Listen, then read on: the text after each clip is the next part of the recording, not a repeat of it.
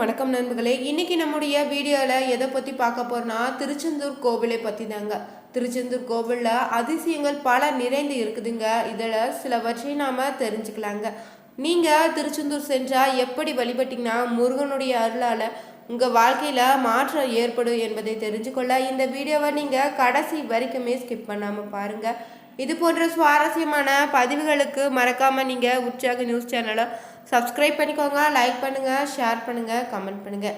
மேலும் உங்களுக்கு ஜோதிட ரீதியான சந்தேகம் இருந்துச்சுன்னா ஜோதிடத்தில் ஒரு தெளிவான பதிவையும் பரிகாரத்தையும் பெற்றுக்கொள்ள வீடியோவில் டிஸ்கிரிப்ஷனில் கொடுத்துருக்க நம்பருக்கு மறக்காமல் கால் பண்ணி தெரிஞ்சுக்கோங்க நண்பர்களே. வாங்க நண்பர்களே, வீடியோக்குள்ளே போகலாம். முருகப்பெருமானுக்கு பார்த்திங்கன்னா எத்தனையோ கோவில்கள் இருந்தாலுமே மிகவும் சிறப்பு வாய்ந்த கோவிலுங்க, ஆற்றல் அதிகம் நிறைந்ததாக சொல்லக்கூடியது அறுபடை வீடுகள் தாங்க. இந்த அறுபடை வீடுகளில் அதிகமான பக்தர்கள் பார்த்திங்கன்னா தினமும் சென்று தரிசிக்கக்கூடிய தலமாக அதிகங்களில் பல நிகழும் அற்புத தலங்களில் ஒன்றுதாங்க இந்த திருச்செந்தூரும் பழனி திருத்தலன்னு சொல்லலாம். அசுரர்களை வதம் செய்து தேவர்களை காத்த திருச்செந்தூர் முருகனை குலதெய்வமாக வழிபடுவவங்க நிறைய பேர் இருப்பீங்க. திருச்செந்தூர் முருகனை நீங்கள் வணங்கினீங்கன்னா எப்படிப்பட்ட கஷ்டமாக இருந்தாலும் தீர்ந்துடுங்க. அவரை நீங்கள் வீட்டில் இருந்தபடியே எப்படி வழிபட்டீங்கன்னா முருகனுடைய அருளால் உங்களுடைய கஷ்டங்கள் அனைத்து தீரும் என்பதை நம்ம தெரிஞ்சுக்கலாங்க. ஒவ்வொருவருக்கும் வாழ்வில் நம்ம ஏதாவது ஒரு மனக்குறைன்னு கவலை கஷ்டம் இருக்கதான் செய்துங்க. சிலர் தன்னை சுற்றி இருக்கக்கூடிய பிரச்சனைகள் எப்படி வந்ததுன்னு இதை எப்படி தீர்க்க போகிறேன்னு வழி தெரியாமல் இருப்பீங்கள்ல. தனக்கு பிரச்சனை, குடும்பத்தில் பிரச்சனைன்னு, குழந்தைகளுக்கு பிரச்சனை, நிம்மதி இல்லாத சூழ்நிலைன்னு, சரியான வேலை இல்லை, பார்க்கும் வேலைக்கு சரியான அங்கீகாரம் இல்லைன்னு, உழைத்தாலும் முன்னேற்றம் இல்லைன்னு, எடுக்கிற காரியங்களில் ஏதாவது ஒரு தடை சிக்கல்னு, எதை தொட்டாலும் பார்த்தீங்கன்னா தோல்வியே போய் முடியுதுன்னு புலம்பி தவிப்பவங்க திருச்செந்தூர் முருகனை நீங்கள் தொடர்ந்து வழிபட்டு வந்தீங்கன்னா எப்படிப்பட்ட கஷ்டத்தில் இருந்தாலும் அதிலிருந்து நீங்கள் விடுபடுவீங்க. திருச்செந்தூர் முருகப்பெருமானுடைய படத்தை நீங்கள் வீட்டில் வச்சுருந்தீங்கன்னா அந்த படத்தை துடைத்து சந்தன குங்குமம் வைத்து எடுத்து வச்சுக்கோங்க. 6 வெள்ளை தாமரை பூக்களை வாங்கிக்கோங்க. அந்த பூக்களை உங்களுடைய கைகளாலே ஊசி நூலால் மாலை போல் கோர்த்து கட்டிக்கோங்க. இதே நீங்கள் செவ்வாய்க்கிழமை தோறும் பார்த்தீங்கன்னா முருகப்பெருமான் படத்திற்கு முன்னாடி விளக்கேற்றி வைத்து போட்டு வழிபடுங்க. தாமரை மலையை போட்டுட்டு முருகா, என்னுடைய வாழ்க்கையில் இருக்கக்கூடிய கஷ்டம் துன்பங்கள் அனைத்துமே நீக்கி எனக்கு அருள் செய்ய வேண்டும்னு நீங்கள் மனதார வேண்டிக்கணுங்க. முருகா, நீ ஒருவன் மட்டுமே எனக்கு துணை, உன்னை தவிர என்னை இந்த பிரச்சனையில் துன்பங்களை இருந்து காப்பாற்றக்கூடியவர் யாரும் இல்லைன்னு மனமுருகி நீங்கள் வேண்டிக்கோங்க. திருச்செந்தூர் செந்தில் முருகனின் பெருமை திருவடிகளை முழுவதுமாக நீங்கள் சரணாகதி அடைந்து அவருடைய பாதங்களை இறுக பற்றி கொண்டு நீங்கள் முருகா காப்பாற்றுவார்னு கவலைகள் தீர்ப்பான்னு முழுவதுமாக நம்பி இந்த பிரார்த்தனையை தொடர்ந்து செவ்வாய்க்கிழமை தோறும் செய்துவாங்க. இதே போல் தொடர்ந்து பார்த்தீங்கன்னா 9 செவ்வாய்க்கிழமைகளை முருகனுக்கு நீங்கள் வெண்தாமரை மாலை கட்டி போட்டு 9 வாரங்கள் இந்த பரிகாரம் நிறைவேறத்திற்குள்ளே பார்த்தீங்கன்னா உங்கள் வாழ்க்கையில் ஒரு நல்ல விதமான மாற்றம் நிகழ்வதை நீங்கள் கண்ணார காண முடியுங்க. செவ்வாய்க்கிழமை தவிர மற்ற நாட்களிலும் நீங்கள் முருகனுடைய துதி பாடல்களை நேரம் கிடைக்கும் போதெல்லாம் பாராயணம் செய்வது சிறப்பான பலனை ஏற்படுத்தி தரும். வேறு எந்த மந்திரமும் தெரியலனா கூட ஓம் சரவணபவ என்ற 6 எழுத்து மந்திரத்தை தொடர்ந்து நீங்கள் சொல்லி வந்தாலே முருகனுடைய அருள் உங்களுக்கு பரிபூர்ணமாக கிடைத்திடுங்க. முருகனின் அருளை பெறுவதற்குரிய மிக எளிமையான வழிபாடு தாங்க இது. இந்த வழிபாட்டை நீங்கள் தொடர்ந்து செய்து வந்தீங்கன்னா திருச்செந்தூர் முருகன் உங்களுக்கு அனைத்து விதமான நலன்களையும் வாரி வழங்குவார். முருகப்பெருமானுடைய அறுபடை வீடுகளில் பார்த்தீங்கன்னா 2ஆம் படை வீடாக திருச்செந்தூர் திருத்தலமும் கடற்கரையில் அமைந்த ஒரே முருகன் கோவிலுங்க. மற்ற ஊர்களில் அமைந்திருக்கக்கூடிய கடலில் இருந்து திருச்செந்தூர் கடல் கிடையாதுன்னு சொல்லுவாங்க. இந்த கடல் பார்த்தீங்கன்னா முருகப்பெருமானுக்காக சிவபெருமானே உருவாக்கியதுன்னு திருப்புகழில் பார்த்தீங்கன்னா அருணகிரிநாதரும் குறிப்பிட்டிருக்காரு. பாலன் தேவராய சுவாமிகள்னு திருச்செந்தூர் தல புராணத்தை தமிழில் எழுதிய வெற்றிமாலை கவிராயர் ஆகியோருக்கு முருகப்பெருமான் பார்த்தீங்கன்னா நேரில் அருள் தந்த தலமாக திருச்செந்தூர் சொல்லப்படுதுங்க. பலரது பிரச்சனைக்கும் பார்த்தீங்கன்னா பரிகாரமாக ஜோதிடர்கள் தற்போது சொல்லக்கூடிய ஒரு கோவில் தாங்க. வழிபாடுமே திருச்செந்தூர் சென்று வழிபடுவது தாங்க. ஆனால் திருச்செந்தூர் தலத்திற்கு எப்படி நீங்கள் சென்று வழிபடணும், திருச்செந்தூர் செல்வதற்கு முன்னாடி நீங்கள் என்ன செய்யணும் தெரியுமா? எப்படி நீங்கள் வழிபாட்டா முருகனுடைய முழு அருளும் கிடைத்து உங்களுடைய தலையெழுத்து மாறி வாழ்க்கையில் உங்களுக்கு மகிழ்ச்சி நிறையும் என்பது பலருக்கும் தெரியாததாக இருக்குதுங்க. திருச்செந்தூர் தலத்திற்கு எப்படி வழிபட்டிங்கன்னா அளவில்லாத பலன்களை பெறலாம் என்பதை இந்த வீடியோவில் நம்ம தொடர்ந்து பார்க்க போகிறோங்க.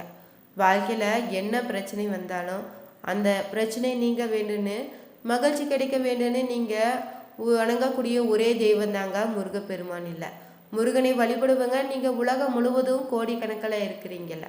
குழந்தை பாக்கியம் கிடைக்கன்னு, குருவர் கிடைக்க, வேலை கிடைக்கன்னு, கஷ்டங்கள் தீரன்னு, தோஷங்கள் நீக்குவதற்கு பலரும் பார்த்தீங்கன்னா திருச்செந்தூர் சென்று வந்தால் சரியாகன்னு பரிகாரம் சொல்வீங்க. திருச்செந்தூர் சென்று வரக்கூடிய அனைவருக்குமே பார்த்தீங்கன்னா பிரச்சனைகள் அனைத்தும் தீர்ந்து விடுன்னு, தலையெழுத்து மாறி விடுதுன்னு சொன்னால் கண்டிப்பாக நம்மளால் சொல்ல முடியாது.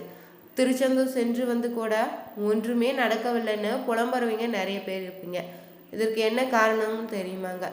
எப்படி நீங்கள் சென்று திருச்செந்தூரை வழிபட்டால் உங்களுடைய தலையெழுத்து மாறும் என்பதை சரியாக தெரியாமல் இருப்பது தாங்க காரணம்னு சொல்லலாம். திருச்செந்தூர் சென்று நாம் முருகனை தரிசனம் செய்வது முக்கியம் இல்லையாங்க, முருகன் நம்மை காண வேண்டும் என்பதுதான் முக்கியம்னு சொல்லுவோம். திருச்செந்தூர் செல்வதற்கு முன்னாடியே நீங்கள் முதல்ல நம்முடைய உடலையுமே மனதையும் தயார்படுத்தி வச்சுக்கணும். வீட்டில் இருக்கக்கூடிய முருகப்பெருமானின் படத்திற்கு முன்னாடி நீங்கள் விளக்கேற்றி வைத்து முருகனடி நீங்கள் மனம் விட்டு பேச வேண்டுங்க. நமக்கு எத்தனையோ மனக்குறைன்னு தேவைகள் கவலைகள் இருக்கலாங்க. ஆனால் அவற்றை முருகன் நீங்கள் சொல்லி புலம்புவதை விடுத்து முருகனோட மனம் ஒன்றி மனம் விட்டு நீங்கள் பேசுங்க. மனதார முருகான்னு நீங்கள் அழைத்து, நீயே துணை எனக்கு, உன்னை தவிர எனக்கு வேற யாரும் இல்லைன்னு, நீயே கதி, நீ அழைத்தால் மட்டும்தான் நான் திருச்செந்தூர் வருவேன்னு நீங்கள் மன உறுதியோடு சொல்லி தினமும் திருப்புகள் படிக்கணுங்க. நீங்கள் உங்களுடைய வீட்டில் தினமும் திருப்புகள் படிக்க படிக்க வீட்டில் இருக்கக்கூடிய பிரச்சனைகள் விலகி முருகனுடைய திருவருவால் வீட்டில் மகிழ்ச்சி நிறைவதை நீங்கள் உணர முடியுங்க. கனவுல இல்லைன்னா ஏதாவது ஒரு வழியில் பார்த்தீங்கன்னா முருகனே வந்து சில அறிகுறிகளை உங்களுக்கு காட்டுவார். அவர் சொல்லும் கோவிலுக்கு நீங்கள் போய் சென்று வழிபட்டாலே நிச்சயம் நீங்கள் எப்படிப்பட்ட பிரச்சனையாக இருந்தாலும் அதிலிருந்து நீங்கள் விடுபடுவீங்க. முருகனே நீங்கள் திருச்செந்தூர் செல்வதற்கான ஒரு வாய்ப்பையும் ஏற்படுத்தி கொடுப்பாரு. திருச்செந்தூர் சென்றதுமே நீங்கள் முதல்ல 4 கிணற்றுல குளிக்கணுங்க. அதற்கு பிறகு தாங்க நீங்கள் கடலில் நீராடணும். அதற்கு பிறகு பார்த்தீங்கன்னா கடை வீதியில் அமைந்திருக்கக்கூடிய துண்டுகை விநாயகர் கோவிலை சிதற்காய் விட்டு வழிபடுங்க. திருச்செந்தூருக்கு பார்த்தீங்கன்னா 20க்கு மேற்பட்ட சித்தர்களுடைய ஜீவ சமாதி அமைஞ்சிருக்கு.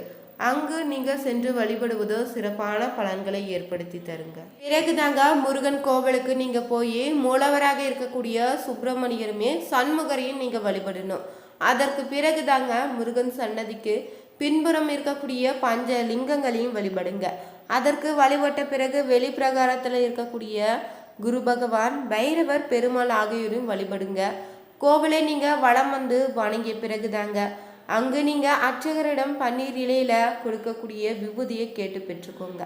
பன்னீர் இலையில மட்டும் பார்த்தீங்கன்னா மொத்தம் 12 நரம்புகள் இருக்குதுங்க.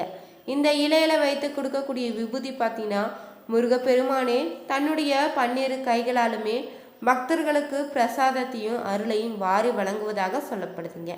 பிரகாரத்தில் முருகப்பெருமான் சத்ரு சம்ஹார மூர்த்தி கோலத்தில் காட்சி அளிப்பார். இவரை நீங்கள் சென்று வழிபட்டு வருவதன் மூலம் பார்த்தீங்கன்னா உங்கள் வாழ்க்கையில் இருக்கக்கூடிய எதிரிகளால் ஏற்படக்கூடிய தொல்லைகள் நீங்கிடுங்க. அதே போல் மூலவர் சுப்பிரமணியருக்கு நீங்கள் சண்முக அர்ச்சனை செய்து வழிபடுவதும் சிறப்பான பலன்களை ஏற்படுத்தி தருங்க. நீங்கள் திருச்செந்தூர் செல்வதாக இருந்தீங்கன்னா புதன்கிழமையில புறப்பட்டு சென்றுடுங்க. அங்கு இரவு அங்கேயே தங்கிடுங்க. வியாழக்கிழமையில நீங்கள் முருகப்பெருமானை வழிபடுவது சரியான நேரமாக அமையும்.